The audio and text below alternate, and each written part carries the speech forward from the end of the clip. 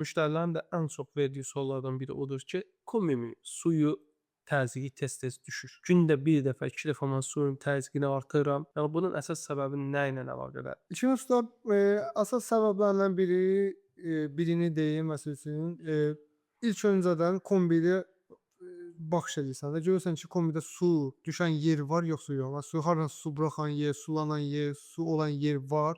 Məsələn, gördün ki, kombidə su buraxan yeri yoxdur, qupqurudur. İkinci növbədə evdə radiatorların, pətəklərin krantlarını, özünü, xəttini yoxlayırsan da. Yəni bunlarda da buraxan yer yoxdursa, hər şey qaydasındadırsa, heç yerdən su buraxma söhbəti yoxdursa, deməli onda gedəcək kombinin içərisinə. Kombinin içərisində Yəni istifadəçi olaraq, yəni etməsi lazım olan ilk olaraq kombi ətrafına baxmalıdır, revnıntsı, radiatorları yoxlamalıdır, kombi xəttlərinin hər hansı bir yerdə sızıntı yoxdur, axıntı yoxsa ondan sonra usta işə müraciət etməlidir. müraciət eləməlidir, bəli.